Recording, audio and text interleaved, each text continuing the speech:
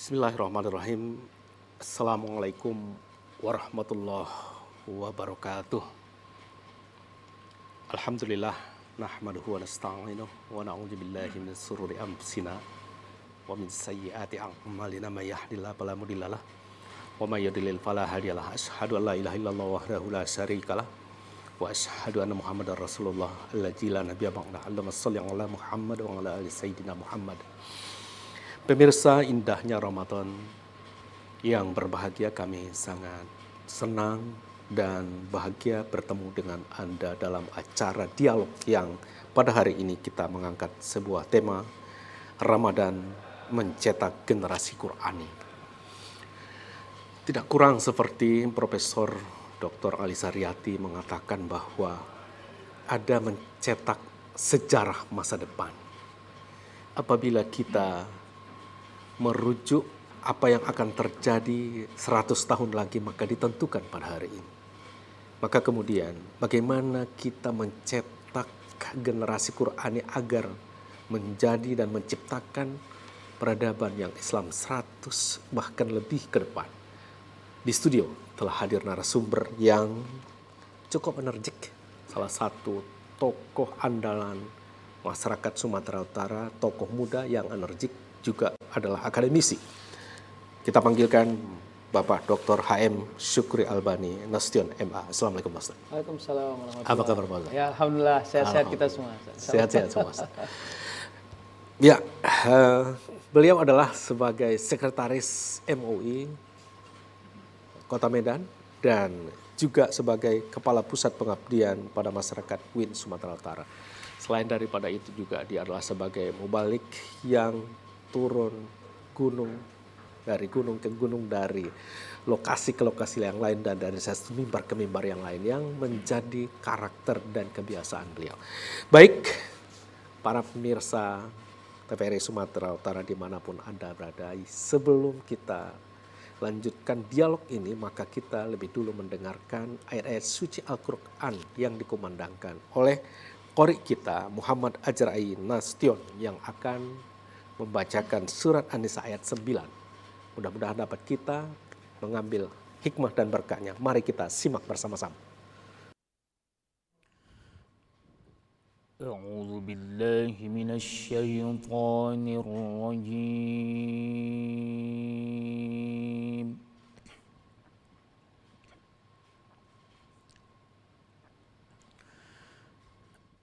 Bismillahirrahmanirrahim.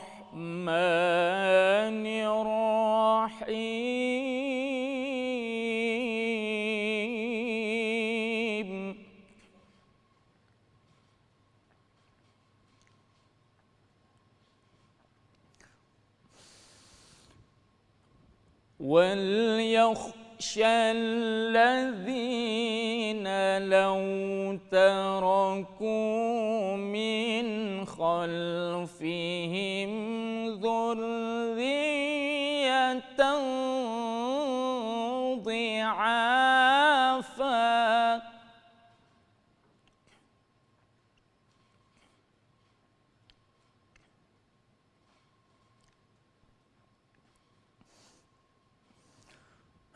لو تركوا من خلفهم ذرية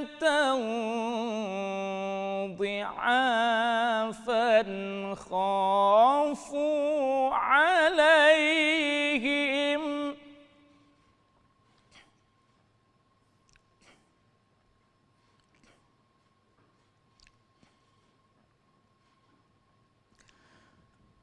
فليتقوا الله وليقولوا قولا سديدا.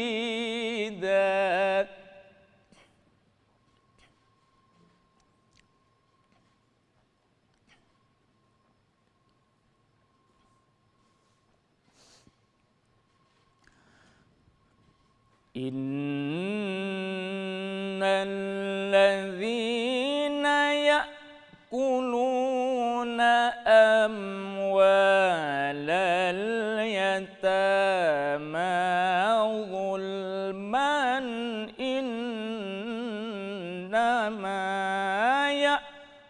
يقولون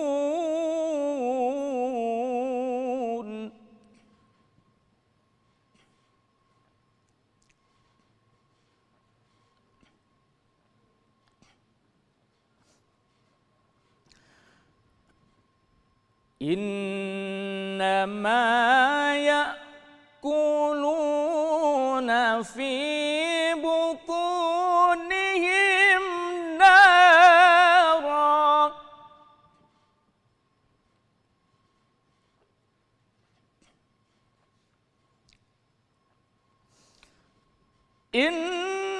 إنما يأكلون في بطونهم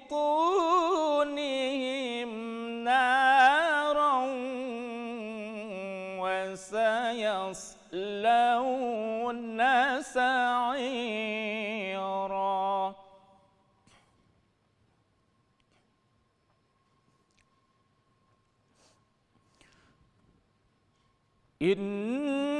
إنما يأكلون في بطونهم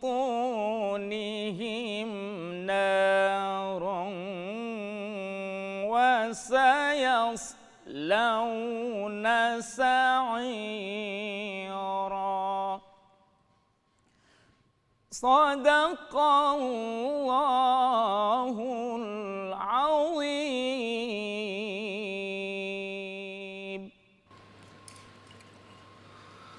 Saimin dan saimat yang dirahmati Allah, Shadaqallahul Azim. Mudah-mudahan apa yang dibacakan oleh korek kita tadi mendapat keberkahan bagi kita dalam menjalankan puasa dan sekaligus dalam berdialog ini. Semoga kita mendapatkan berkah. Langsung saja kita ketemu dengan narasumber yang tokoh muda yang paling energik. Pak Ustadz, Iya. tema kita adalah Ramadan mencetak generasi Quran. Bagaimana kemudian kita memaknai dan menciptakan generasi Quran ini? Mungkin bisa dimulai Pak Ustadz. Silakan Pak Ustadz. Baik, Assalamualaikum warahmatullahi wabarakatuh. Waalaikumsalam warahmatullahi Bismillahirrahmanirrahim. wabarakatuh. Alhamdulillahirabbil alamin wa bihi nasta'in ala umurid dunya waddin. Kepada Allah kita bersyukur, kiranya kita selalu dalam lindungan Allah Subhanahu wa taala. Amin. Salawat dan salam kita hadiahkan kepada Rasulullah sallallahu alaihi wasallam. Allahumma shalli ala Ustadz Dr. Hormatua yang kami muliakan, guru kami juga, ya, dan pemirsa TVRI yang dirahmati Allah Subhanahu wa taala. Ada beberapa kata kunci sebenarnya. Ya. Ayat An-Nisa, surah An-Nisa ayat 9 yang dibacakan Qori tadi sebenarnya menjadi instrumen betapa memang orang-orang muslim atau secara kontekstual mukmin itu tidak boleh meninggalkan generasi yang lemah. Wal yahsal ladzina law taraku min khalfihim dzurriyyatan di'afan khaufu alaihim.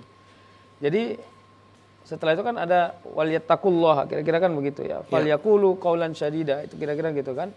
Jadi ketika disebut bahwa Allah tidak suka dengan orang-orang yang meninggalkan generasi yang lemah, berarti siapa yang lemah? Kan pertanyaan itu yang harus kita jawab. Siapa yang lemah? Maka untuk memandang siapa yang lemah ini ada dua pandangan. Satu, lemah dalam urusan keduniaan, dan dua, lemah dalam urusan ketaatan. Dan ketaatan itu kan dunia juga sebenarnya. Ya. Cuman orientasinya lebih kepada futurolog, bukan hal yang instan. Jadi misalnya kalau orang makan orientasinya instan, harus kenyang. Itu dunia, berarti tidak boleh lapar. Kenapa? Kalau lapar berarti tidak bisa kenyang. Ya. Nah, tapi kalau orang yang tidak sholat, mungkin di dunia dalam konteks yang instan aman-aman aja. Tapi pertanyaannya untuk urusan yaumil hisabnya aman nggak? Nah, makanya zurriyatan di'afan kita ikat dengan dua terminologi itu. Jadi jangan sampai nilai keduniaannya lepas dan nilai keakhiratannya atau harapannya terhadap nilai-nilai akhirat juga lepas. Nah, untuk mengunci agar dua-dua ini tidak kehilangan arah, ternyata Al-Quran sebagai sumbernya. Nah, makanya mencetak generasi Quran itu salah satu kecirian daripada mukmin di masa mendatang. Jadi oleh karenanya kan mungkin kita sering mendengar ya kalimat yang dikatakan bahwa orang Islam itu akan ketinggalan zaman kalau dia meninggalkan kitab sucinya. Kira-kira kan begitu. Kenapa? Ya memang iya, karena Al-Quran itu sebagai sumber, dia tidak hanya melahirkan makna secara kasus atau kasuistik, tapi juga dia memberi pesan yang generik, yang bisa dibawa antar keadaan, antar masa, dan antar perubahan. Ya. Nah, sehingga kalau ditinggalkan itu, maka itu menjadi asbab orang-orang mukmin akan kehilangan arah dalam menjalani kehidupannya. Kira-kira gitu. Ya, baik Pak Ustadz. Ada dua yang kami tangkap bahwa anak cucu generasi umat Islam tidak boleh dalam keadaan lemah. Ya. Salah satu cirinya adalah harus terkoneksi, terhubung dengan nilai-nilai ketuhanan, keakhiratan. Dan yang kedua harus kuat secara fisikis, secara material. Mungkin ada lagi kira-kira Pak Ustadz sebagai konsep yang harus kita pahami, generasi yang yang kuat, yang dicita-citakan oleh umat Islam melalui puasa ini. Lalu, baru nanti kita kemudian bagaimana strategi untuk mencapainya atau menggapainya. Silakan Pak Ustadz. Iya, maka kalau kita mau mengikat dengan puasa dalam konteks Ramadan ya, mangkoma Ramadonan imanan wahtisaban ghufirallahu ma taqaddama min zambi. Saya kira dalil ini sudah terlalu lambat untuk kita cakapkan hari ini misalnya gitu. Tapi secara kontekstual kan orang yang menegakkan puasa. Jadi bukan hanya kemampuan tidak makan dan tidak minum. Ini menjadi kata kunci. Bahwa puasa itu energi utamanya bukan tidak makan dan tidak minum. Energi utamanya adalah niat itu satu. Dan memandang perintah ini sebagai satu ciri loyalitas keimanan. Loyalitas keimanan itu penting. Kenapa? Karena kita diberi pilihan alternatif. Kalau nggak bisa puasa, silakan pada puasa boleh diganti pada hari yang lain gitu. Tapi kan saat ini sedang diuji loyalitasnya. Apakah hanya gara-gara sakit sedikit aja engkau tidak puasa, atau gara-gara musafir yang dekat saja atau yang masih kuat badan engkau tidak puasa? Nah, apa yang kira-kira mau dilihat? Ternyata penguatan generasi itu justru salah satunya dari berpuasa ini. Puasa ini kan kalau kita oret-oret secara singkat, Ustadz, yang pertama kita puasa itu justru di waktu produktif, pagi sampai malam. Sebenarnya kalau kita mau pakai nalar yang awam ya, harusnya puasa itu bagusnya malam, supaya semuanya nggak batal gitu. Jadi tinggal tidur aja. Kalau nalar yang pakai. Dalam nalar ya. Tapi kenapa Allah buat itu siang, pagi? Pasti kan ada hajatnya. Kalau secara logik hajatnya adalah ingin memberi paham kepada masyarakat manusia bahwa ternyata di waktu produktif saja kita tidak makan dan tidak minum, kita bisa struggle, bisa melewati semua aktivitas. Sampai hari ini kita nggak minum, malah kita berbincang ini 1 jam ke depan. Artinya apa? Tubuh kita ini secara jasmani, secara zahiri kuat, imunitas kita dijaga Allah, bahkan kita tidak makan dan tidak minum. Berarti generasi yang kuat itu, generasi yang tidak lemah itu adalah generasi yang tidak terlalu konsumtif kepada urusan-urusan jasmani. Sebenarnya melihatnya gitu kan, ada semacam paham begini. Saya mau wawancara ini, tunggu dulu lah, nanti saya lemas, saya makan dulu ya. Berarti kan dia bergantung pada makannya. Nah, uniknya orang-orang berpuasa justru dia tidak bergantung pada makannya, tapi dia tetap bisa wawancara. Misalnya kalau dalam konteks wawancara atau dalam konteks pekerjaan yang lebih besar. Nah, yang kedua, energi yang paling kuat itu sebenarnya kalau mau lihat generasi Qur'ani dalam konteks Ramadan adalah kemampuan merasa terikat secara vertikal kepada Allah. Jadi istilah saya begini, Ustadz.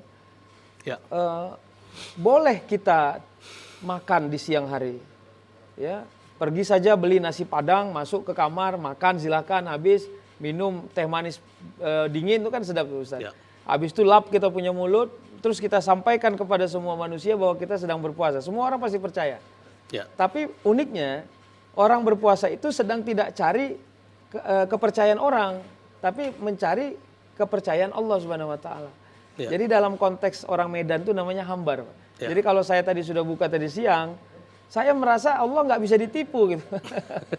Jadi orang berpuasa itu sebenarnya dia sedang kuat-kuatnya. Kenapa? Karena dia sedang berinteraksi kepada Allah secara vertikal. Makanya generasi yang kuat itu adalah generasi yang justru berhasil menjadikan Allah sebagai backup atau backing utama dalam perjalanan hidupnya. Ya. Jadi kalaupun dia merasa tidak seperti orang lain, kualitas hidupnya, dia akan mampu mengenali apa yang Allah berikan kekuatan kepada dia sehingga dia tidak boleh lemah untuk urusan itu. Kenapa? Karena Allah punya kemampuan untuk membolak-balikkan keadaan dan Allah pasti akan memberikan kesempurnaan di tengah ketidaksempurnaan cara memandang orang kepada kita. Nah, jadi sebenarnya itu prinsip-prinsip puasa yang paling tinggi. Nah, yang ketiga setidaknya puasa ini membentuk karakter berbagi, filantropi. Karena memang salah satu energinya puasa itu adalah menguatkan sensitivitas untuk berbagi kepada banyak orang. Jadi tidak boleh congok gitu kalau kata orang Medan, rakus. Jadi kalau kita mau kuatkan begini ya, kan kenapa sampai disebutkan Nabi dalam hadis bahwa orang yang memberi berbuka kepada orang lain itu akan mendapat pahala seumpama orang yang berpuasa tanpa mengurangi pahala orang yang berpuasa tadi. Secara kontekstual sebenarnya Allah ingin katakan gini, kalau satu hari kita mengkonsumsi makanan seharga 100.000, maka setidaknya separuh dari itu kita bisa berbagi, harusnya gitu. Kenapa? Karena sedang tidak kita makan gitu. Jadi generasi yang kuat ke depan adalah generasi yang saling membantu, itu kira-kira. Jadi tidak individualistik dan orang-orang Islam dalam konsep memang innamal mu'minuna ikhwah fa aslihu baina akhwaikum. Kira-kira kan begitu ya. Salah satu kriteria yang paling dasar keciriannya adalah suluh. Tidak hanya mampu memberi komentar, tapi dia juga memberi solusi. Nah, yang menjadi unik kan kita mudah memberi komentar, tapi sulit memberi solusi, Ustaz. Ya, baik, Ustaz. Ini problemnya. Tadi ada yang sangat menarik, Pak Ustaz, bahwa juriatan diafan, yaitu generasi yang lemah. Jangan sekali-kali umat Islam menciptakan dan mewariskan generasi yang lemah. Secara vertikal terikat dengan Allah dan secara keduniawian dia kuat secara keilmuan, kuat secara materi. Nah, secara ekonomi barangkali dan seterusnya gitu ya. Tapi ada yang luar biasa tadi Pak Ustadz, penjelasan Pak Ustadz, bahwa puasa itu adalah bisa meningkatkan energik loyalitas keimanan, satu. Dan yang kedua adalah energik sensitivitas berbagi yang terkandung di dalam puasa itu.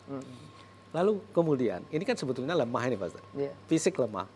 Tetapi ternyata Ustadz menjelaskan ada energik yang tersimpan di dalam puasa itu sebuah kekuatan melaksanakan puasa. Justru tadi sebaliknya, tambah hambar, tambah kita tidak memiliki kekuatan apa-apa kalau kita tidak puasa. Ini mungkin bisa lebih dipertajam lagi nih Pak Ustadz, yaitu tentang energik loyalitas keimanan dan energik sensitivitas berbagi menciptakan generasi yang kuat itu. Silakan Pak Ustadz. Alhamdulillah. Jadi yang pertama kan begini, kenapa kita merasa khawatir kepada hidup kita? Karena kita hanya mengukur keberhasilan kita dari orang yang kita pandang. Pelan-pelan dulu ini. Jadi misalnya gini, saya lihat orang, terus kelihatan secara duniawi dia lebih hebat. Terus saya bilang, saya tidak lebih berhasil dari dia. Disinilah letak kelemahan itu muncul. Jadi tingkat imunitas kita menjadi berkurang. Imunitas maksudnya bukan imunitas bahwa kita jadi penyakitan, bukan. Jadi tingkat kepercayaan diri kita melemah, menurun. Keyakinan kita kepada Allah tidak baik frekuensinya, sehingga akhirnya kita menganggap bahwa ya udahlah ya Allah. Padahal kan generasi mukmin itu, generasi orang yang beriman itu tidak boleh begitu. Dia justru harus merasa gembira dengan keadaannya hari ini karena keadaannya hari ini tidak mencerminkan keadaan dia di kemudian hari, besok hari. Enggak harus begitu. Jadi bahwa hari ini ada orang sedang dalam posisi yang kelihatannya standar, bukan berarti minggu depan dia masih standar. Kalau rasa percayanya kepada Allah tidak terganggu, itulah bicara loyalitas. Jadi misalnya begini ya, itu kalau dalam maaf saya harus tarik ke tempat yang lebih lebih jelas. Kalau lebih bicara gampang. zuhud dalam pendekatan yang modern, Ustaz. Misalnya saya disaji minum air putih nih hari ini. Terus saya ditanya, Ustadz kenapa minum air putih? Saya katakan, cemanalah, cuma air putih yang ada. Ini namanya cukup tapi tak gembira. Kenapa? Karena kalimat kita, narasi kita tidak mencerminkan kegembiraan. Ada situ nilai pesimis ya. Iya, cemana lah, Ya, kira-kira cemana gitu. lah, iya. Nah, tapi kalau kita robah kalimatnya, kenapa Ustadz minum air putih hari ini? Saya dari tadi pagi sudah minum berwarna terus ini. Saya syukur sekali ini di sidang air putih, karena ini menetralisir. Ya. Nah, ini baru konsep zuhud yang sempurna menurut saya. Ya. Karena zuhud itu secara kontekstual tidak hanya merasa cukup, tapi dia berhasil mengekspresikan kegembiraan Ya. dari rasa cukup yang ada itu. Nah, sama loyalitas keberimanan itu sebenarnya ketika seseorang mukmin berhasil dia memuji Allah sebagai Khalik, bahkan pada posisi dia yang kelihatannya tidak hebat di mata banyak orang. Ya. Intan surullah yan surukum yusabit agdamakum, kira-kira kan posisinya begini. Secara terminologi begini. Kalau engkau ketemu sama orang yang sedang melemahkan Allah secara lisan, sekarang apa pernyataan yang engkau hadirkan? Misalnya gini, Ustadz, saya ini nggak ada gunanya sholat Ustadz. Kalau nggak kerja, ujung-ujungnya kerja juga ini. Nah, kira-kira gitu. Lalu kayak mana bang? Ya udah saya nggak usah sholat lah, yang penting kerja. Nah, ketika kita mendengar narasi itu, apa statement kita? Itulah makna yang paling energik dari intan surullah yan surukum. Disitulah loyalitas Tuhan kebertuhanan diuji, loyalitas keberimanan diuji. Kalau seandainya kita menjawab, iya juga bang, betul juga. Kurasa bang kerja aja lah, nggak usah sholat. Berarti loyalitas kita rusak. Ya. Tapi kalau tetap kita tangguhkan, maka itu penguatannya. Jadi, Atau malah dibilang lagi Pak Ustadz, yang sholat itu pun tambah susahnya. Tengok, iya, ya Pak Ustadz. Tapi Pak Ustadz, kita stop dulu Pak Ustadz. Soimin dan Soimat yang dirahmati Allah, semakin menarik pembicaraan ini, tapi kita simak setelah kombrek berikut ini.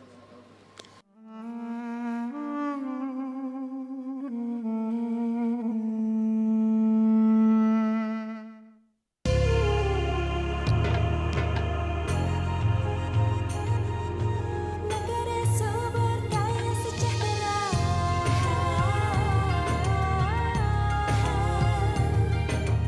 Indonesia adalah karunia. Sirup Kurnia untuk Indonesia.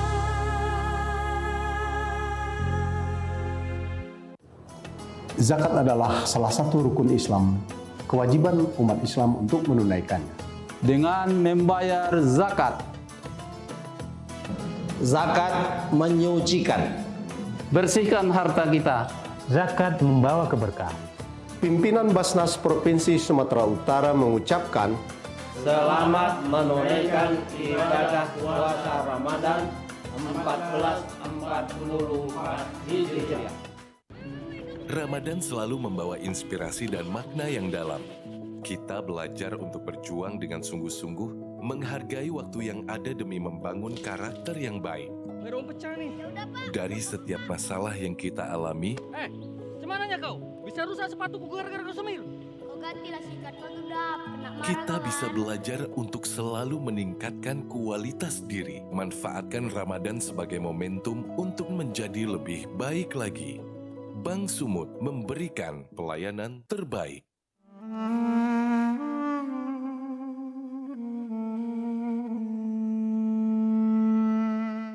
Wawancara-wawancara sebelumnya. Soimin dan Soimat yang dirahmati Allah, langsung saja kita berdialog dengan narasumber kita yang luar biasa sore hari yang berbahagia ini. Tadi Pak Ustadz, ada satu yang kalimat yang sangat inspiratif, yaitu kekuatan loyalitas keimanan. Jadi energik, puasa itu menyimpan energik keimanan, menyimpan energik loyalitas, menyimpan energik berbagi. Dan itu adalah salah satu trik atau yang disebut dengan cara untuk menggapai keberhasilan yang generasi yang kuat itu. Mungkin bisa lebih diperjelas lagi, silakan Pak Ustadz. Iya, alhamdulillah. Jadi yang jelas Ustadz, sama itu ya, kalau mau kita kulik ini sampai mendalam, tapi memang kan jawabannya hanya Allah yang paham ya. Pertanyaannya kenapa keringanan dalam berpuasa itu hanya ada pada orang sakit dan orang musafir? Ya. Kenapa enggak orang yang lagi bad mood misalnya, Iya, lagi iya. berantem misalnya, lagi banyak kerjaan. Kenapa hanya dua ini? Padahal dua ini kelihatannya tidak begitu prinsip kalau kalau dia berhubungan dengan niat. Misalnya orang musafir. Kalau orang musafir kan konteksnya jasmani berarti, Ya. artinya ketahanan tubuh. Ya. Kalau orang sakit juga ketahanan tubuh. Nah, kenapa enggak niat yang menjadi fokus utama daripada apakah puasa itu boleh ditinggalkan atau boleh diganti hari yang lain? Misalnya dia tidak mampu mengelola niat berpuasa dengan sempurna gitu ya. Ya. Kenapa? Karena hari ini dia udah gibah satu harian, Ya. dia sudah bad mood satu harian. Nah, saya ingin katakan bahwa karena memang yang dituju dari puasa itu sebagai sebuah asror, rahasia-rahasia yang tidak bisa kita ungkap, seperti Allah juga mengatakan dalam hadis kursi as-siyamu li wa ana ajzibi misalnya kan. Karena memang di sana diletak pelatihan-pelatihan yang sangat tinggi. Makanya banyak ustadz-ustadz kita yang mengatakan sebagai pesantren keimanan segala macam ya, pakai istilah-istilah itu. Kalau saya justru melihatnya di sinilah memunculkan generasi yang tangguh itu. Generasi keimanan yang kuat, menguatkan loyalitas keimanan secara vertikal dan loyalitas sensitivitas sosial secara horizontal. Ya, loyalitas keberimanannya apa? Secara vertikal. Yaitu tadi, misalnya ada qiyamul lail, ada tarawih, ada tadarus, walaupun sifatnya voluntary, sukarela, sunnah lah kira-kira itu ya, dikerjakan berpahala, nggak dikerjakan juga nggak berdosa. Tapi lihat ritme yang dibangun ya, secara uruf kebiasaan. Masih ramai masjid ya untuk bertadarus. Artinya apa? Membangun kembali loyalitas keberimanan itu. Artinya bahwa orang Islam karakternya bukan hanya sekedar identity card, tidak. Tapi dia juga membangun karakter amaliyah, ritualitas. Yang ritualitas itu sebenarnya menempel kembali keimanan yang sudah mulai rapuh. Jadi kenapa gitu? Misalnya nih ya, secara awam ya, dia nggak pernah ke masjid, Ustaz. Ya kan, sholatnya pun masih sering tinggal gitu. Iya. Tapi begitu kena Ramadan, walaupun main di 5 hari pertama aja, tapi gairah dan girohnya itu tinggi masjid. Aku harus tarawih nih, aku harus tarawih nih. Nah menurut saya ini sudah positif, jadi jangan dilihat secara negatif. Kita kan suka nyinyir ya. Ini masjid sudah mulai sunyi ini. Saya kira kita robah dakwah itu, tidak penting lagi ngomongin itu. Yang penting adalah membangun rasa percaya diri bahwa saat Ramadan tiba, bahkan orang yang seawam kalipun dia merasa memiliki Ramadan itu karena itu tadi menempel kerapuhan iman yang sudah lama. Tidak. Nah, maka itu loyalitas vertikal. Loyalitas horizontalnya, sensitivitas sosialnya apa? Nah, ini yang menjadi PR sebenarnya. PR-nya. Tapi kalau kita berkaca ya kepada tabiatnya orang-orang Makkah atau Madinah, ya mungkin di jajaran Jazirah Arab juga saya kira begitu ya. Misalnya bahkan mereka memaksa kita untuk menerima sedekah mereka berbuka itu kan. Ta'al huna dikasih. Kalau kita masih berhitung-hitung ya. Jadi Ustadz saya ini tidak gosip ya, tapi memang ini saya harus ceritakan case ini karena menurut saya ini sangat sensitif. Ya, baik Pak Ustadz. Sebelum kita ceritakan Pak Ustadz. Soimin dan Soimat yang dirahmati Allah, sebelum kita lanjutkan dialog yang luar biasa ceritanya itu untuk membangun generasi yang Quran ini, bagi yang ingin berdialog dengan Al Ustadz narasumber kita pada hari ini, beliau adalah sebagai sekretaris MUI Kota Medan, dapat menghubungi pesawat telepon 0811 600 386. Kami ulangi. 0811 6100386 sebagaimana yang tertera di layar TV Anda. Baik, langsung saja kita Pak Ustadz. Tadi ada loyalitas vertikal, ada loyalitas horizontal. Bagaimana sensitivitas seseorang menjalankan puasa itu kemudian terimplikasi, terkoneksi, terhubung dengan kegiatan sosial. Saya mau coba begini Pak Ustadz. Ada yang disebut dengan Qiyamul Ramadan. Ada 3 instrumen paling tinggi yang tercakup di dalam, yaitu puasa, baca Quran, tadarus, dan sholat Qiyamul Lail. Bagaimana ini kemudian berdampak besar terhadap penciptaan generasi yang terkoneksi kuat secara vertikal kepada Allah dan punya sensitivitas yang sangat tinggi, bisa berempati dengan kesulitan orang lain, bisa tertarik dengan persoalan orang lain, ikut menjadi penyelesaiannya, bukan menjadi masalah gitu. Ya silakan itu Pak Ustadz. Baik, sebenarnya energi dasarnya kan Al-Quran. Ya. Kenapa energi dasarnya Al-Quran? Karena memang Al-Quran itu yang menjadi warisan Nabi ya. Kan Ya. begitu ditanya, begitu Rasul mau wafat kan apa warisannya? Salah satunya adalah Al-Quran, kira-kira kan begitu. Pesan apa yang mau dilihat dari Al-Quran? Saya ingin mengajak kita untuk melihat Al-Quran sebagai sebuah hudan ya, petunjuk bagi diri kita dengan memandangnya secara inspiratif. Jadi kalau bicara Al-Qurannya gini, yu'til hikmata may yasha wa may yu'tal hikmata faqad utiya khairan katsira wa may yadhakkaru illa ulul albab. Allah kasih tahu bahwa hikmah itu yang ternyata paling tinggi derajatnya dalam sebuah pencapaian keilmuan. Hafal itu masih di bawah, pintar itu masih di bawah, cerdas itu masih di bawah. Mendapati hikmah itu yang utama. Ya. Maka untuk menggali Al-Quran harus berhasil mencari hikmahnya. Sehingga akhirnya apa yang kita cari dari Al-Quran? Misalnya gini ya, pesan secara horizontal.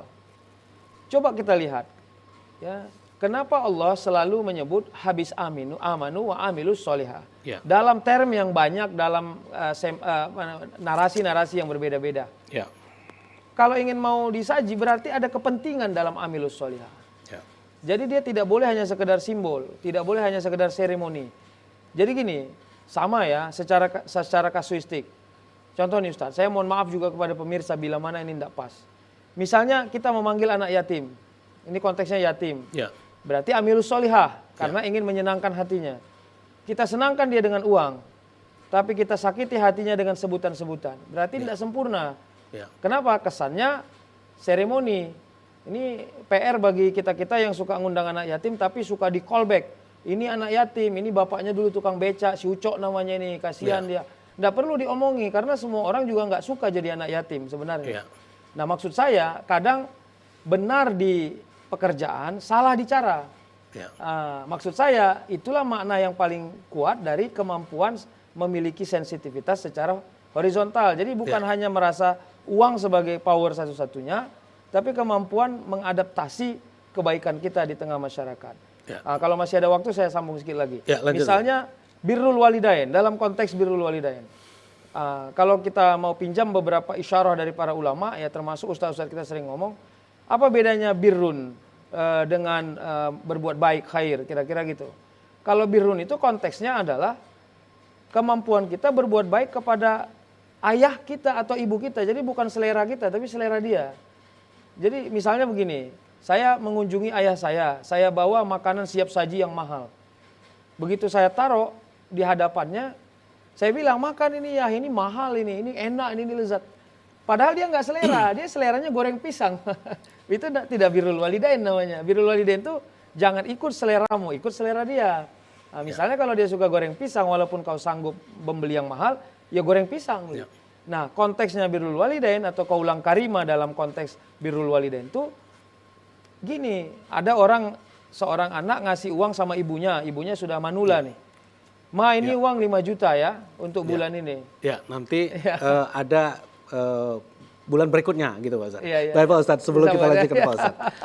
Soimin dan soimat yang dirahmati Allah, luar biasa penjelasan Ustaz kita pada hari ini. Namun sebelum kita lanjutkan, mari kita simak kombrek berikut ini.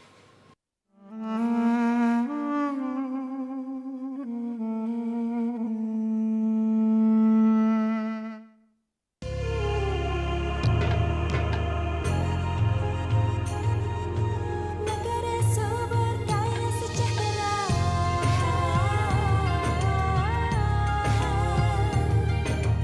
Indonesia adalah karunia. Sirup Mulia untuk Indonesia.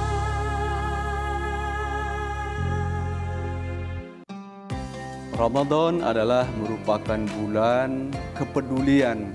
Mari saatnya kita untuk berbagi kepada saudara-saudara kita yang tidak mampu Mari kita maksimalkan untuk menjalankan ibadah di bulan suci Ramadan ini.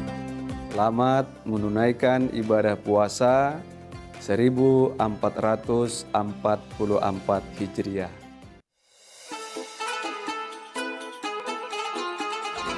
Marhaban ya Ramadan. Kami segenap pengurus PKS Kota Medan mengucapkan selamat menunaikan ibadah puasa Ramadan 1444 Hijriah. Semoga Allah Subhanahu wa taala menjadikan kita pribadi yang bertakwa. PKS Medan menang 2024. Bulan Ramadan, bulan tarbiyah, bulan penuh berkah. Bulan Ramadan, mari kita tingkatkan iman dan takwa. Pondok Pesantren Tasawuf dan Tahfizul Quran Baitul Mustafirin Al-Amir. Mendidik dengan kolbu, mewujudkan generasi emas yang berakhlakul karimah. Selamat menunaikan ibadah puasa Ramadan 1444 Hijriah. Mohon maaf lahir dan batin.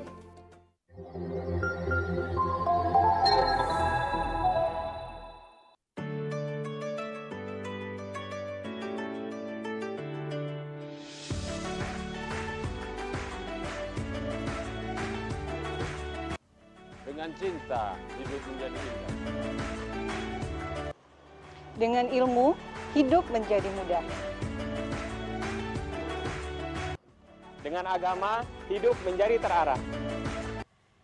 Saya, Direktur Universitas Terbuka Medan, beserta pimpinan dan staf, mengucapkan selamat menunaikan ibadah puasa Ramadan 1444 Hijriah. Universitas Terbuka, kuliah oke, karir oke, jangkau yang tak terjangkau. Semoga Universitas Terbuka dapat memberi kontribusi SDM unggul menuju Sumatera Utara bermartabat.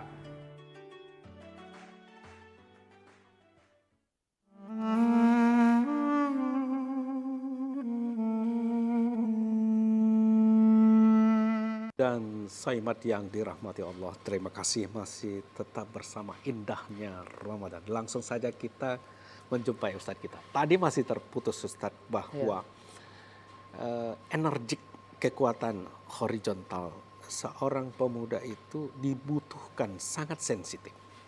Tadi udah dijelaskan tentang contoh Pak Ustadz, yaitu bagaimana persoalan birro, al-khair dan lain-lain. Mungkin silakan Pak Ustadz. Iya. Kita masuk secara kontekstual ya. Jadi misalnya begini, untuk melihat bagaimana menerjemahkan loyalitas kepada Allah secara horizontal. Ya. Kira-kira gitu kan. Secara vertikal mungkin lebih kepada ritual. Ya. Berhasil memahami bahwa kalau kita melakukan kebaikan ada pahalanya oke, ada feedbacknya oke. Nah sekarang yang horizontal, tidak boleh orang-orang taat itu tidak baik, tidak boleh. Maka kebaikan itu harus diterjemahkan kepada semua aspek. Ya. Nah tadi salah satunya adalah birrul walidain. Ya. Misalnya gini ya, seorang anak karena orang tuanya sudah tua, lalu dia membiayai orang tuanya tiap bulan. Dia merasa sudah berkontribusi kepada orang tuanya.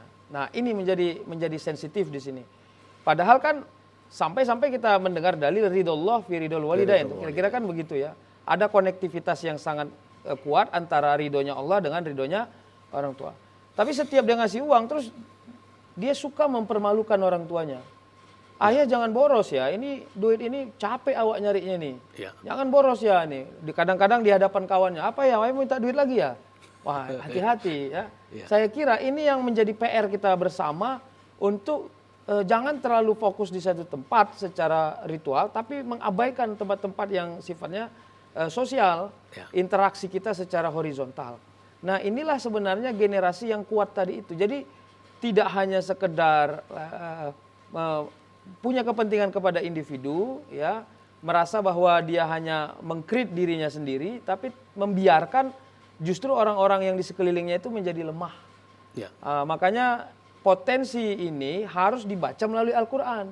Ya. Makanya yang saya katakan tadi, dari banyak narasi yang disebutkan dalam Al-Quran oleh Allah memfirmankan, menurunkan ayat dengan menghubung-hubungkan antara amanu dan amal soleh. Ya. Atau misalnya dalam konteks berbagi ya,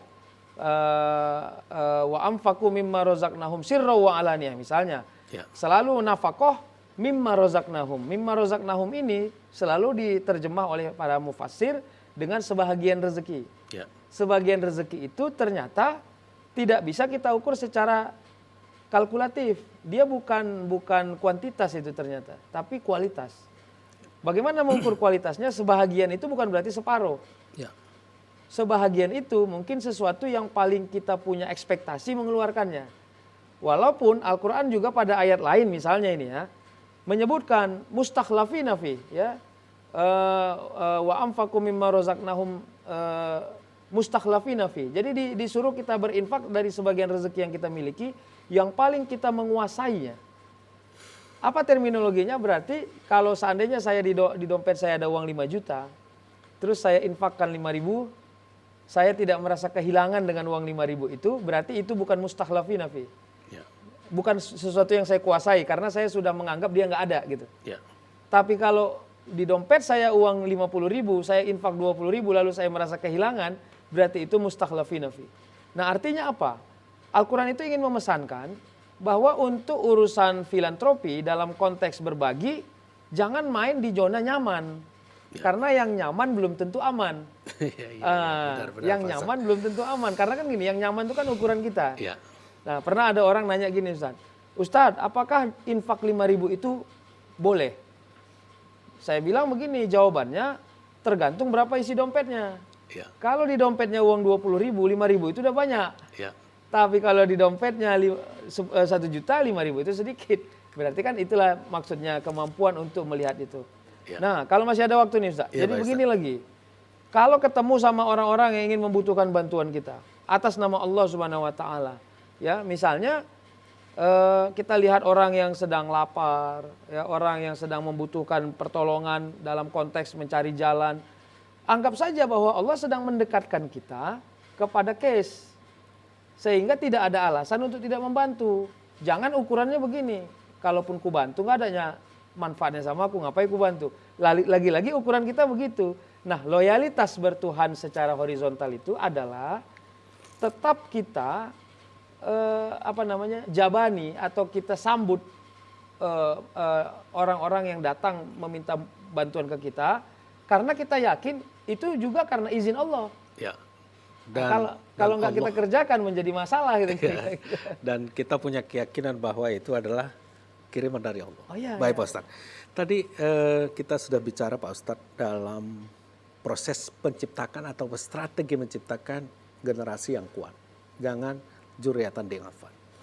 Lalu masih pertanyaan yang pertama, bahwa ada 3 item penting di dalam Qiyamul Ramadan, yaitu puasa, kemudian Qiyamul Lail, sholat, dan tadarus Al-Quran. Ustadz tadi mungkin perlu dijelaskan lagi Pak Ustadz. Bukan hanya hafiz, ya. Kemudian intelektual, ya. Tetapi yang paling penting hikmah. Itu yang paling penting. Nanti dijelaskan lagi Pak Ustadz. Tapi sebelum dijelaskan, ternyata ada dari pemirsa untuk bertanya. Assalamualaikum. Waalaikumsalam. Ya, dengan siapa Pak? Di mana? Bapak Ngadi di Nagarjo Galang. Ya, silakan Pak, dari Galang. Ya. Ya, ini mau tanya ini Pak Ustadz. Iya, silakan. Ya, lanjut Pak. Nah, saya dulu kan pernah ada cicilan sepatu gitu Pak Ustadz. Ya. Nah, jadi sekarang orangnya itu sudah meninggal dan ahli warisnya udah nggak ada. Ya. Dia posisinya ini orang Cina lah, orang Cina gitu. Ya. Nah, jadi bagaimana caranya ini supaya bisa membayar yang dulu itu, yang kurangannya itu? Ya, jelas Pak Ustadz. Ya, baik Pak Ngadi Binten ya, dari Galang. Iya. Ada lagi pertanyaannya Pak? Udah itu aja. Oh, terima kasih. Pak Ustadz, langsung saja. Assalamualaikum. Waalaikumsalam warahmatullahi Iya, wabarakatuh. baik, ini konteksnya berarti utang piutang. Utang piutang. Iya, jadi orang non muslim tadi ya mencicil sepatu ke beliau, rupanya wafat. Ya, keturunannya nggak ketemu. Iya. Bagaimana? Ya tetap yang pertama karena konteksnya muamalah itu, ya. Jadi tidak ada hubungan antara iman atau tidak iman. Ya, itu kan murni kerjasama dalam bentuk hutang piutang kira-kira gitu kan. Maka saran kita yang pertama tetap cari aja keluarganya, keturunannya, ya mudah-mudahan bisa dikomunikasikan dengan baik. Jadi di situ tidak ada kepentingan yang lain selain dari itu. Nah yang kedua, kalau seandainya nggak ketemu lagi keluarganya Ustadz, saya ikhlaskan. Apakah ikhlas saya ini dapat pahala? Gitu? Dapat, nggak ada masalah. Karena keikhlasan itu konteksnya bukan siapa objeknya, tapi kemampuan kita merelakan dengan hati yang luas bahwa itu sudah tidak lagi kita cari, kita pikirkan, kita fokuskan dan kita minta Allah memudahkan urusan kita untuk urusan itu. Gitu kira-kira. Baik Pak Ustadz, pasti kalau diikhlaskan itu lebih baik. Kalau memang nggak ketemu gitu Mas. Iya, betul. Baik, Pak Ustadz. Tadi masih terputus Pak Ustadz tentang menghafal Iya. Mengambil ilmu pengetahuan tapi hikmah jauh lebih penting dari itu. Mungkin bisa lebih dirinci dan diperjelas Pak Ustadz. Iya, alhamdulillah. Jadi hikmah ini kan memang koridornya Allah Subhanahu wa taala. Dia nggak bisa dipelajari memang ya. Bahkan orang yang sangat awam sekalipun kalau Allah ridho, maka dia mendapat hikmah. Nah, hikmah itu bisa saja dalam bentuk yang macam-macam, ya faham yang sempurna. Kalau saya justru melihatnya secara sederhana, kriteria hikmah bagi orang yang awam adalah dia berhasil mengajak orang untuk taat kepada Allah, berbuat baik, justru tidak dengan bahasa-bahasa yang besar, justru bahasa yang sederhana. Ustadz Honma, izin misalnya begini, di kampung, pernah ada kejadian, tapi bukan masa saya, diceritakan banyak orang. Jadi ada ustadz kampung yang kampung sebelahnya sudah kebanjiran, tinggal kampung mereka yang belum nih. Kira-kira gitu. Jadi akhirnya dikumpulkanlah semua masyarakat di masjid, Naposo, Nauli Bulung, anak-anak muda juga dikumpulkan. Terus ustadznya ngomong begini, masyarakat, kita khawatir kampung kita juga akan banjir. Nanti Allah marah pula sama kita. Jadi saya ajaklah kalian untuk tidak meninggalkan sholat. Supaya kita nggak kena azab dari Allah. Cuman itu dia bilang Ustaz. Alhamdulillah semua orang satu kampung sholat. Nah padahal dia tidak sebut dalil, dia tidak sebut apa-apa, dia hanya mengajak. Kalau saya justru melihat itu bagian dari energi hikmah. Hikmah yang langsung dikirim oleh Allah. Pak Ustadz. Maaf dulu Pak Ustadz, kita nanti sambung setelah ada penanya. Assalamualaikum. Waalaikumsalam. Ya, dengan siapa Pak, di mana? Nah ini yang sama yang tadi Pak, ini yang punya cicilan ini saya Pak, ya gitu istilahnya. Iya. Ya Pak Ngadimin ya. Terima kasih Pak Ustadz, Pak Ngadimin. Ada lagi pertanyaan sambungan Pak? Nah udah itu. Tadi kan gini, tadi di kota Tanjung Merawai itu saya cari, ternyata yang punya ruko itu memang udah meninggal, ahli warisnya pun udah meninggal, kemudian dia ini pindahnya ke Jakarta. Poinnya sudah kami tangkap Pak. Mungkin tadi salah. Jadi bagaimana cara membayarnya gitu? Salah satu ciri puasa. Bisa disedekahkan kira-kira gitu. Ya baik Pak. Bisa dijelaskan Pak Ustadz? Ya baik. Alhamdulillah. Ya ini memang salah satu hikmah dari puasa ya jujur ya. Jujur. Kalau orang yang nggak jujur dianggap itu bonus berarti. Alhamdulillah saya nggak lanjutin cicilan katanya. Nah baik Pak, begini sebenarnya selama Bapak masih mendeteksi di mana keluarga dan keturunannya, memang lebih sempurna dibayar itu. Ya misalnya kalau Bapak bilang Jakarta tadi konteksnya. Kalau masih ada terlacak dan bisa berkomunikasi, apalagi sekarang komunikasi kan sangat mudah ya, sangat sederhana. Silakan Pak, saya sarankan semaksimalnya bayarlah utang, tunggakan itu. Ya utang, karena itu adalah hubungan kemanusiaan. Iya, hubungan kemanusiaan, dan hutang itu sebenarnya yang paling sempurna itu kalau orang meridhoinya, merelakannya, justru kita dengar oleh telinga kita, udahlah karena engkau tidak sanggup bayar hutang, saya relakan saja itu. Oke Pak Ustadz, tapi Pak Ustadz, adakah jalan keluar seandainya tidak selesai dengan secara horizontal ke sana? Ada tahu nggak misalkan dikasih ke Baitul Mal atau bagaimana? Iya, mungkin kalau tidak ada lagi cara, kita rujuklah kepada cara-cara yang masyhur, yang memperbanyak sedekah, kira-kira gitu ya. Karena kan konteksnya ini bukan kesengajaan kita. Konteksnya ini kan karena takdir Allah. Memang beliau juga wafat, dan Ya. keluarganya juga sudah tidak ada lagi. Ya. Nah, yang malah yang sering bukan begitu. Kita dulu yang berbohong. Ya. Makan bakwan 10 bilangnya 5. Baru belakangan menyesal kan gitu. Ya. Ingin dibayar orang yang nggak ada. Terus apa? Maka silahkan memperbanyak sedekah ya, kalaupun mau diniatkan masuk kepada Baitul Mal ya, masjid misalnya. Ada masjid ya, Ustaz. Diniatkan semacam sedekah atas nama diri sebab masih ada hutang. Ya. Ya, yang tidak bisa terbayarkan bukan karena tidak mampu, karena orangnya udah nggak ada. Taruh ke masjid Pak Ustaz. Iya, Ya baik Pak Ustaz. Terima kasih Pak Ustaz. Nanti kita lanjutkan dulu Soimin dan Soimat yang dirahmati Allah. Sungguh luar biasa penjelasan Pak Ustaz tadi bahwa ada tadi persoalan hikmah. Salah satu dia bilang kehebatan hikmah itu adalah bukan dicari, tapi datang dari Allah. Contoh tadi adalah orang yang tidak memiliki ilmu yang tinggi, yang biasa-biasa aja, tapi ketika mengajak orang, tapi semua orang mau kepada kebaikan. Baik, pemirsa Soimin dan Soimat yang dirahmati Allah, sebelum kita lanjutkan dialog ini, sebelumnya kita saksikan pesan-pesan berikut ini.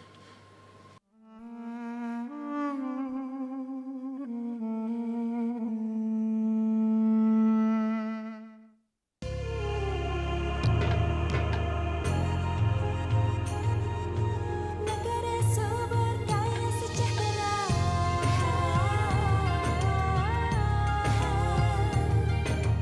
Indonesia adalah karunia. Sirup kuat dia untuk Indonesia.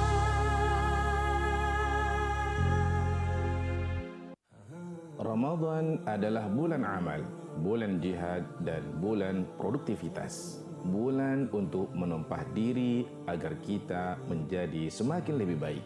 Bulan untuk melatih diri agar kita memiliki sifat sabar dan mampu mengendalikan diri. Selamat menjalankan ibadah puasa Ramadan. Semoga amal ibadah kita diterima oleh Allah Subhanahu wa taala. Assalamualaikum warahmatullahi wabarakatuh. PKB, Partai Kebangkitan Bangsa, lahir dari ulama untuk bangsa Indonesia. Selamat menunaikan ibadah puasa Ramadan tahun 1444 Hijriah. Sucikan hati dengan keikhlasan ibadah. Diiringi amal soleh untuk menggapai insan bertakwa.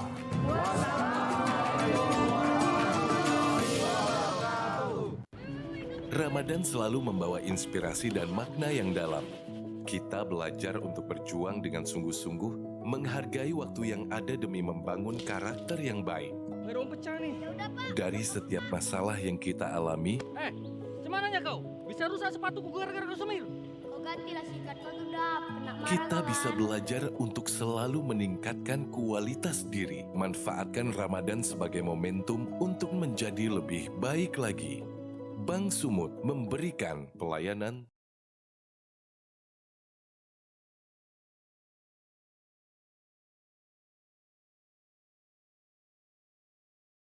Soimin dan Soimat yang dirahmati Allah, terima kasih masih tetap bersama indahnya Ramadan. Tadi masih terputus dengan narasumber kita pada hari ini, doktor yang muda dan energik. Silakan Pak Ustaz. Tadi masih terputus. Silakan Pak Ustaz. Iya, maka kalau kita mau sebut hikmah, Al-Quran sebagai hikmah bagi kita, ya, maka kita cenderung melakukannya dengan berbagai ikhtiar ya, cara lah kira-kira begitu ya. Karena memang hikmah itu selain dari karena Allah yang langsung menurunkannya, tapi juga ada ikhtiar yang harus kita lakukan. Ada ikhtiar, Pak Pertama, Ustaz. memang kalau bicara secara zahir, ya dengan membaca, memahami Al-Quran dengan penuh adab dan akhlak, misalnya begitu ya. Makanya kalau baca Quran itu kan harus berwudu, kira-kira begitu ya, dengan niat yang ikhlas. Ya kalau bisa memang menghadap kiblat itu akan lebih utama. Nah yang kedua, meyakini bahwa Al-Quran itu tidak hanya mensaji kepada kita pahala. Nah ini kan kalau rujuk kepada Al-Baqarah ayat 2, Zalikal kitabu la raiba fihi hudal lil muttaqin, kira-kira kan makna semantiknya begini. Nggak boleh ada ragu kepada semua kitab Allah, Taurat, Zabur, Injil, Quran. Kalau kita nggak ragu, maka dia akan menjadi petunjuk untuk membuat kita menjadi orang bertakwa, kira-kira kan begitu. Maka kalau kita yakin Al-Quran memberi pahala, Al-Quran akan mendatangkan pahala atas bacaan. Tapi kalau kita ragu Al-Quran mendatangkan ilmu dan hikmah, maka dia nggak akan pernah jadi hikmah dan ilmu, karena dia eksklusif sifatnya. Kalau kau yakin di A, maka A diberi. Tidak yakin di C, maka C tak akan pernah diberi. Kira-kira logikanya begitu. Maka semua orang yang belajar Al-Quran tidak hanya fokus untuk mendapati hal-hal yang zahiri. Misalnya bukan hanya fokus kepada pandai bertajwid, kalaupun itu iya, fasahatul kalimat itu iya juga, tapi jangan itu satu-satunya. Sama seperti qori misalnya atau qori'ah. Kalau mereka sudah matang pada qori dan qori'ahnya, maka mereka minta kepada Allah agar diberi hikmah, ilmu yang paling tinggi derajatnya, supaya memahami Al-Quran tidak hanya secara konteks saja, tapi juga bisa membacanya dari sisi keteladanan. Jadi salah satu efek dari hikmah itu adalah lahir keteladanan, Ustaz. Nah, coba ya, pendekatan para kisahnya para nabi, kalau tentang hikmah itu kan bicara mukjizatnya yang mereka terima. Karena sesungguhnya semua mukjizat yang diterima nabi itu sebab ada hikmah. Nabi Nuh misalnya, lalu dia membuat kapal gitu ya, itu kan ada dalam surah Hud ya, sampai dialognya disaji di dalam Al-Quran itu ya, tentang bagaimana Nabi Nuh minta kepada Allah agar anaknya bisa ditolong, ya dia sampai ngomong, ayo naik ke kapal. Lalu anaknya bilang, enggak ayah, saya naik ke atas tuh, ke atas gunung. Tapi akhirnya kapal itu justru menjadi penyelamat. Nah itulah hikmah yang dia kuantum dia. Dia melewati kausalitas, melewati sebab akibat, tapi dia menjadi solusi di ujung. Sama seperti contoh yang saya sebutkan secara sederhana Ustadz yang di kampung tadi. Sebenarnya kalau kita bicara hal-hal yang formal, dia harusnya sebut dalil dulu. Kenapa harus sholat, apa pentingnya sholat, apa bencana sholat. Tapi ternyata dia mengajaknya atas dasar keinginan dia supaya tidak terjadi bencana. Sehingga akhirnya masuk ke dalam hati manusia. Walaupun tidak semua lisan orang berhasil seperti itu. Nah maka kita kembali tadi ya. Nah membaca Quran. Kalau kita mau rujuk termnya yang dibangun oleh Quraisy Shihab dalam membumikan Al-Quran ya. Dia katakan kan ada 3 tipe orang memahami Al-Quran. Pertama mimikal reading, yang kedua mystical reading, yang ketiga analytical reading. Saya kira ini masyhur lah dalam pemahaman kita. Pertama, Al-Quran itu dijadikan sebagai bacaan. Wa nunazzilu minal Qur'ani ma huwa syifaa'un wa rahmah lil mu'min. Kira-kira kan teksnya begitu ya. Bahwa Al-Quran itu salah satu fungsi diturunkannya menjadi syifa. Walaupun syifa ini tidak hanya terbatas pada penyakit zahir, justru penyakit batin. Nah, bacaan apa yang disimbolkan? Pahala itu yang paling generik. Semua orang yang baca Quran berharap pahala. Bahkan satu huruf saja ada 10 pahala, begitu riwayat yang masyhur. Nah, lalu apakah harus selesai di situ? Tidak boleh selesai di situ, tapi itu jangan tidak dipakai. Nah, ini kritik saya kepada kita-kita yang paham Al-Quran tapi jarang membaca Al-Quran. Kenapa? Kita melewati fase membaca. Yang kedua ada mystical reading. Nah inilah yang kita sebut boleh juga energinya, energi hikmah di dalamnya. Tapi mystical reading ini kalau kita lihat Kiai Quraisy Shihab mengatakan contoh ayat-ayat yang terlanjur disimbol secara mistik dalam makna positif. Misalnya kalau lagi takut baca ayat kursi kira-kira gitu ya, mau banyak harta kaya baca ayat 1000 dinar kira-kira gitu ya. Al-Quran difungsikan sebagai mystical reading. Merasa bahwa ada zauk yang lebih tinggi daripada pesan ayat itu sendiri. Nah itu juga jangan ditinggalkan. Karena kita ini harus bersahabat dengan Al-Quran. Bagaimana cara bersahabat dengan Al-Quran? Kalau nggak bisa bersahabat dengan 114 surah, maka cari salah satu surah menjadi teman karib. Kalau saya sering bilangnya gitu.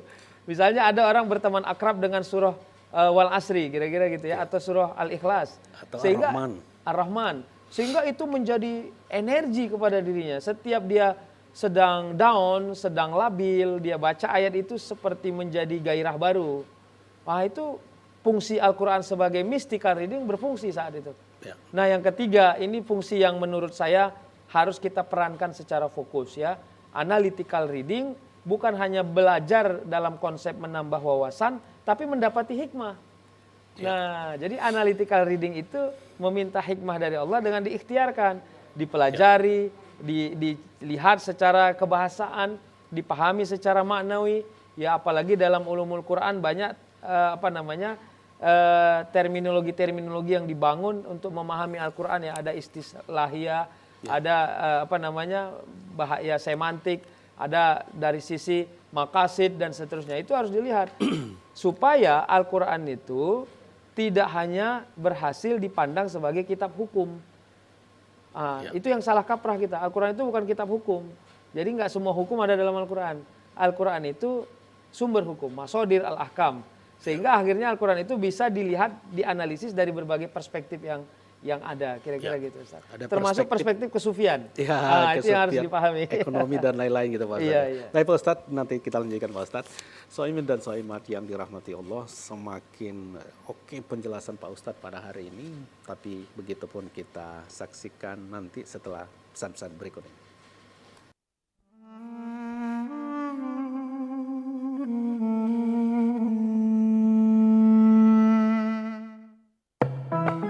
Assalamualaikum warahmatullahi wabarakatuh. Marhaban ya Ramadan. Pemerintah Kota Binjai mengucapkan selamat menunaikan ibadah puasa Ramadan 1444 Hijriah. Semoga amal ibadah kita diterima oleh Allah Subhanahu wa taala. Wassalamualaikum warahmatullahi wabarakatuh. Marhaban ya Ramadan, bulan yang mulia telah tiba. Bulan Ramadan, bulan kemenangan yang selalu dinantikan. Luruskan niat, sucikan perbuatan. Saat yang tepat mensucikan diri dari segala dosa. Perguruan dan Universitas Al-Azhar Medan mengucapkan selamat menunaikan ibadah puasa Ramadan. Mohon maaf lahir dan batin. Ramadan selalu membawa inspirasi dan makna yang dalam. Kita belajar untuk berjuang dengan sungguh-sungguh, menghargai waktu yang ada demi membangun karakter yang baik. Ngerong pecah nih. Dari setiap masalah yang kita alami, Cemananya kau? Bisa rusak sepatuku gara-gara kau semir. Kau gantilah sikat kau tuh Dap, kena marah. kita bisa belajar untuk selalu meningkatkan kualitas diri. Manfaatkan Ramadan sebagai momentum untuk menjadi lebih baik lagi. Bank Sumut memberikan pelayanan.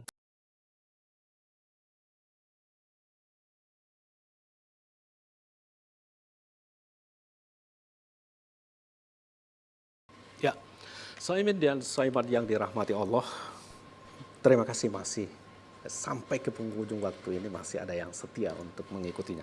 Langsung saja Pak Ustadz, tadi tidak terasa kita sudah sampai ke penghujung waktu ini. Sebagai kesimpulan, silakan Pak Ustadz. Iya, baik. Alhamdulillah. Jadi kalau kita mau meminjam apa yang disebutkan Pak Quraish Shihab tentang 3 term tadi, bagaimana dari 3 term tadi ini membentuk generasi yang unggul, kira-kira gitu ya.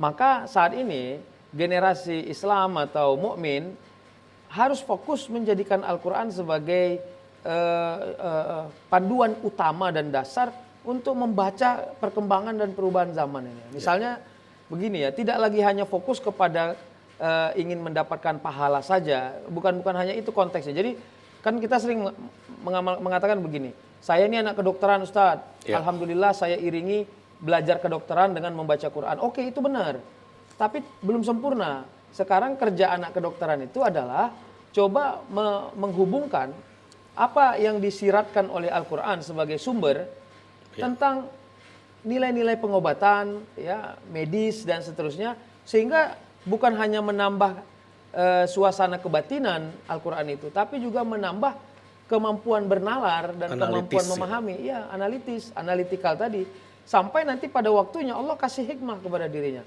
Ini saya kasih contoh ya, misalnya ada seorang dokter lalu dia membiasakan setiap mengobati orang dengan mengucap bismillah, itu bukan hanya karena dia yakin bismillah itu mendatangkan pahala, bukan.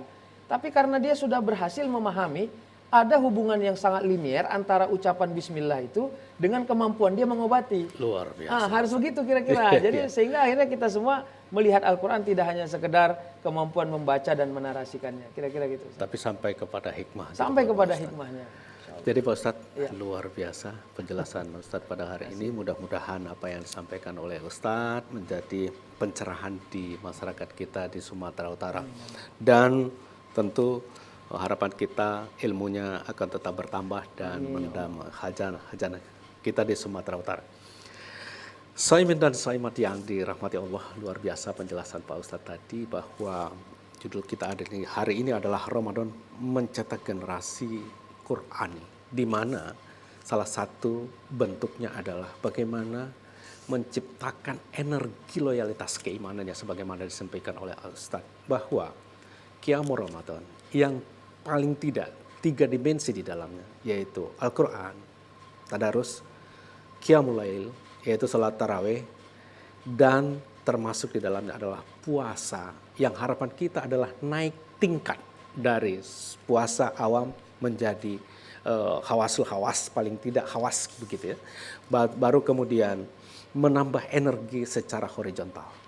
Saya Khotmatua Paralihan Harhab atas nama kru yang bertugas pada hari ini mengucapkan terima kasih. Wallahul muwaffiq ila aqwamit thoriq. Assalamualaikum warahmatullahi wabarakatuh. Waalaikumsalam.